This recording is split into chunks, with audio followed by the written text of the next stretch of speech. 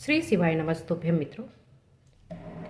हमारी ज़िंदगी यापन करने के लिए, जीने के लिए हमें धन की बहुत ही आवश्यकता होती है। चाहे वह राजा रहे, रंक रहे, सादा सा मनुष्य रहे, कोई भी रहे, मतलब अमीर गरीब, किसी को भी धन की आवश्यकता बहुत ही ज़्यादा होती है और हम धन पाना चाहते हैं।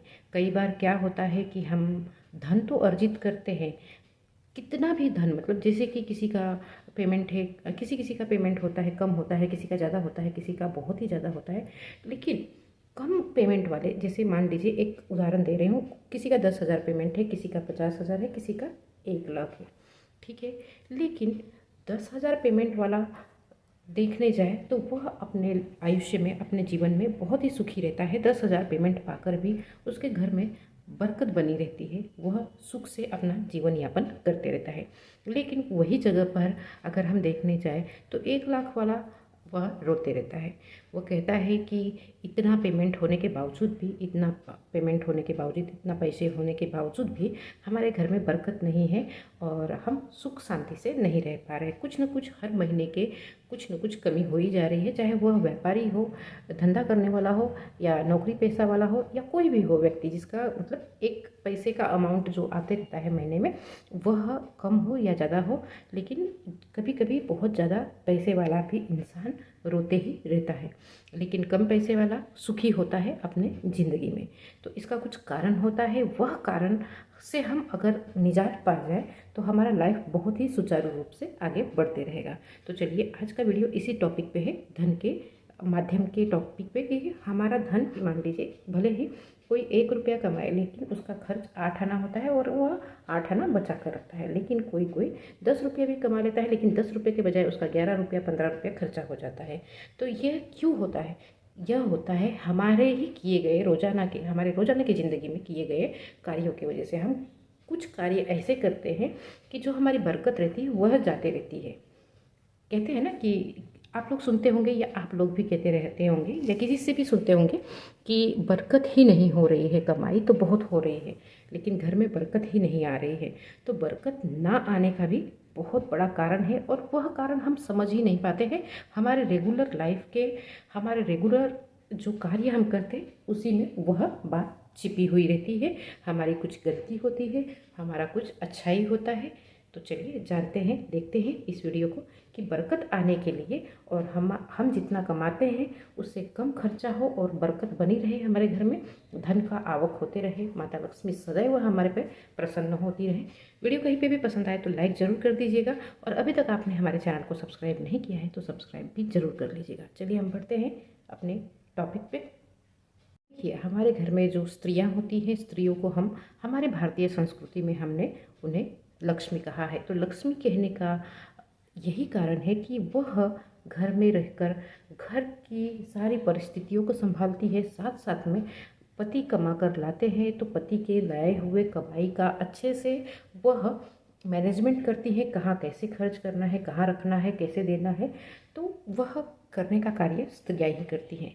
तो हमारा लाया हुआ धन हम कभी भी, जैसे पति ने कमा कर लाया है या पेमेंट मिला है या कहीं से कोई संपत्ति मिली है, चाहे वो भले 100 रुपया ही क्यों ना हो, उस पैसे को हम पहले तो, सबसे पहले हम क्या करेंगे कि माथे से लगाएंगे। माथे से, जैसे कोई भी रुपया मिला है, 100 रुपया भी मिला है या 1000 रुपया मिला है या लाख रुपया मिला है, उसे हाथ से लेते ही पहले तो सीधे हाथ से ले, जो हमारा राइट हैंड होता है, राइट हैंड से ले। अगर आप लेफ्टी है फिर भी राइट हैंड से ही ले, राइट हैंड से ले, उसे लेते ही माथे पर लगाए और फिर उसे हमारे तिजोरी में रखें। तिजोरी, जैसे तुरंत तुरंत किसी को देना है ना, तो भी उसे पहले तिजोरी में ही रखें, उसके बाद दे। तुरंत तुरंत देना होता है तो कई बार हम क्या करते हैं, लाते हैं घर के बाहर ही बाहर उसको दे देते हैं। लेकिन कभी भी यह गलती ना करें। क्या करें कि पहले पैसे लेकर आए, हमारे घर में जो तिजोरी होती है, जहाँ पर भी, तिजोरी ना हो कोई बात नहीं, कहाँ पर भी जहाँ पर हम रखते हैं, कपबोर्ड में हो या ड्रावर में हो, चाहे जहाँ पर आप रखते हैं उस स्थान पर एक बार ज़रूर रखें। और रखते समय यह बात का तो एक विशेष ध्यान दें कि कभी भी हम धन को हम लाल वस्त्र में, सूती कॉटन के या मलमल के लाल वस्त्र में ही रखें, चाहे वह गहना हो, चाहे वह रुपया हो या चाहे वह सिक्का हो। हमारी माता जी को, यानी कि लक्ष्मी माता को, लाल कलर का लाल कलर बहुत ही प्रिय है। इस कारण से हम जो धन है वह भी हम लाल कलर में ही लपेट कर लाल कलर के वस्त्र में ही जरूर रखें। इससे धन का आवक बढ़ते रहेगा। अब यहाँ पर मैं दूसरा उपाय बताने जा रही हूँ। बहुत साधारण से उपाय है जो कि हम रेगुलर लाइफ में करते ही करते हैं, और कुछ कुछ चीज़ें हमसे छूट जाती हैं जिससे हमारा बरकत धीरे धीरे कम होते जाता है। तो झाड़ू को भी हम लक्ष्मी स्वरूपा मानते हैं। दिवाली के दिन हम झाड़ू का पूजन करते हैं। दिवाली के दिन में हम नया झाड़ू घर में लाते हैं और पुराना झाड़ू दिवाली के दूसरे दिन हम निष्कासित करते हैं।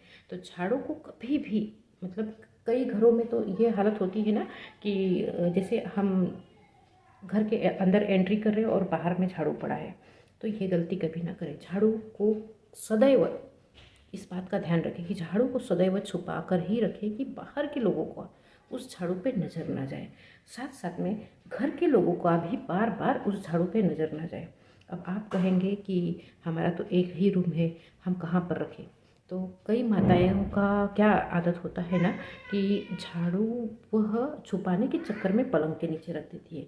तो ये भी बहुत गलत बात है। पलंग के नीचे बिल्कुल नहीं रखना है। झाड़ू को क्या करें, इधर जो हमारा दरवाज़ा होता है, दरवाजे के पीछे में खिल्ला ठोक कर वहीं पे उसे लटका कर रख सकते हैं। तो ऐसी दशा में रखें कि झाड़ू कभी भी सीधा ना रखें। सीधा रखना मतलब दुश्मन खड़ा करना भी कहा जाता है। हमारे बड़े बुजुर्गों की यही मान्यता है कि झाड़ू अगर हम सीधा रखते हैं तो वह हमारे दुश्मन सदैव हमारे लिए खड़े रहते हैं, यानी कि दुश्मन हम अपने लिए खुद ब खुद बढ़ाते हैं। तो झाड़ू को कभी भी छुपा कर रखें। झाड़ू को कभी भी पैर ना लगने दें।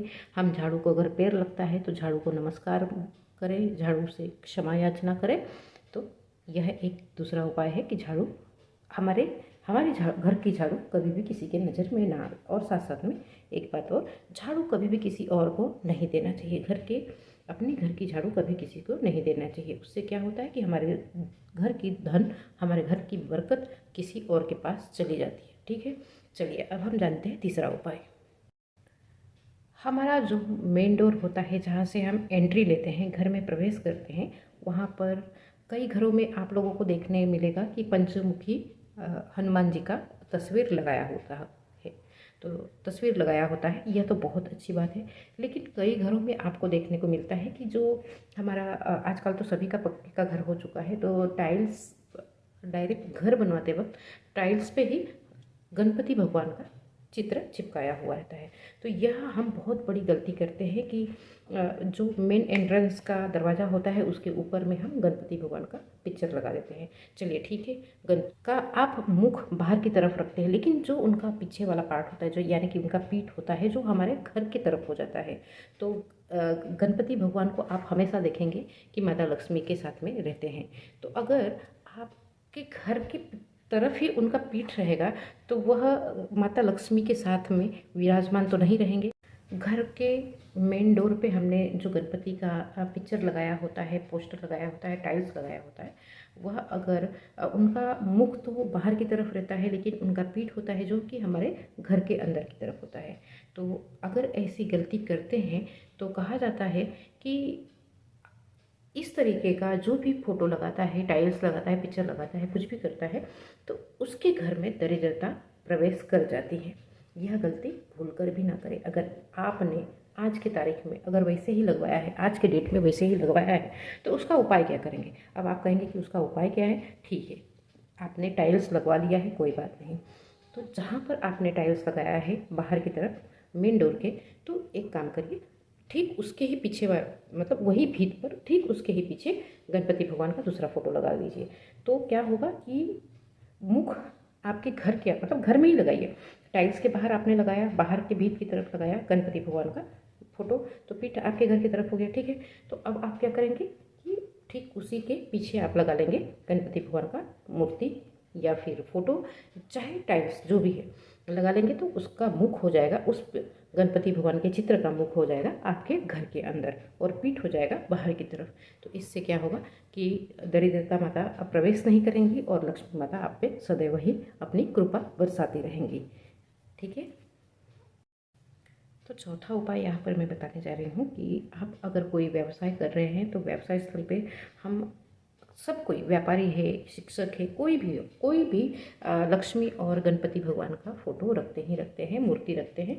तो अगर नहीं रखा है तो ज़रूर रखें, और रखें तो जैसे आप व्यावसायिक स्थल पे जा रहे हैं, दुकान में जा रहे हैं, व्यापार के स्थल पे जा रहे हैं, तो पहले उनका, उस मूर्ति का, उस फोटो का, वह जो भी आपने चित्र रखा है उस चित्र का आप ज़रूर पहले दिल से कामना करके, प्रार्थना करके उनका पूजन करें, और फिर अपना व्यवसाय या व्यापार है, धंधा है, बिजनेस है, नौकरी है, या फिर कोई दुकान है, तो उस स्थान पे जाकर पहले उनकी पूजा अर्चना करें, उनको प्रसन्न होने के लिए कहें, फिर अपना कार्य प्रारंभ करें।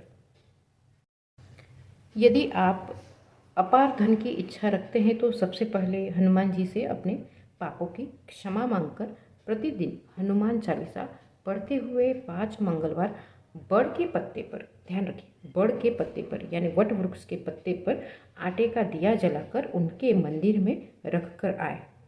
हनुमान जी की कृपा हुई तो पहले गृह और ग्रह दशा में सुधार होगा, और फिर धन प्राप्ति के मार्ग खुलेंगे, अपने आप ही मार्ग जरूर खुलेंगे। यहाँ पर मैं और एक उपाय बताना चाहूँगी, जो कि हर स्त्रियों को प्रतिदिन करना चाहिए।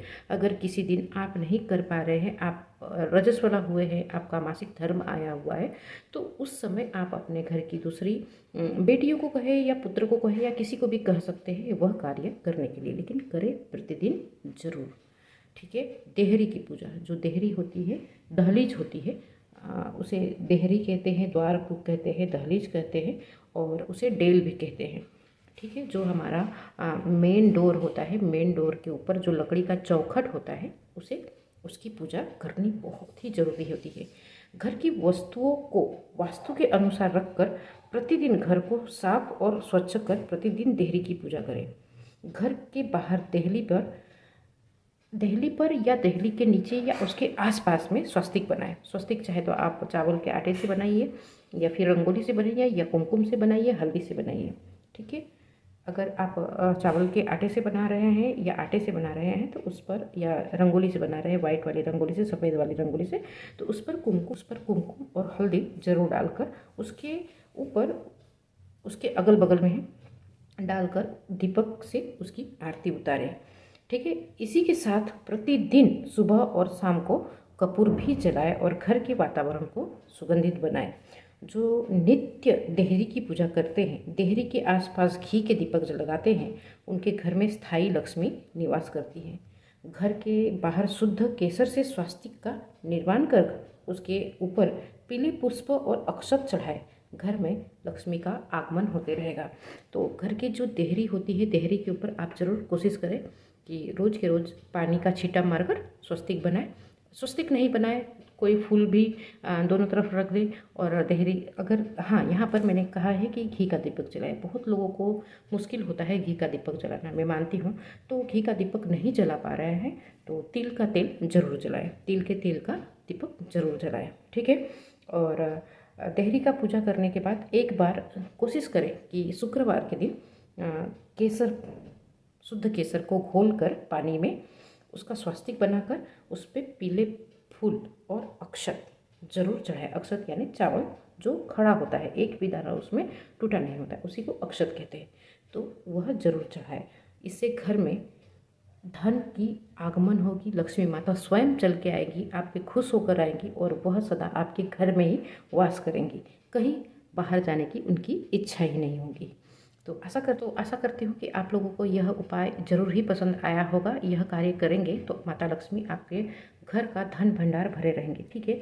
और जाते जाते एक उपाय और बता देती हूँ, हो सके तो सुबह के समय या शाम के समय हम जब पूजा करते हैं तो लक्ष्मी जी का श्री सूक्त का पाठ करें। अगर नहीं पॉसिबल हो रहा है तो यूट्यूब पर बहुत ही सारे वीडियो मिल जाएंगे श्री सूक्त का, लक्ष्मी जी का श्री सूक्त का वीडियो बहुत ही मिलेंगे, उसे आप सुन भी सकते हैं, लगा कर रख भी सकते हैं।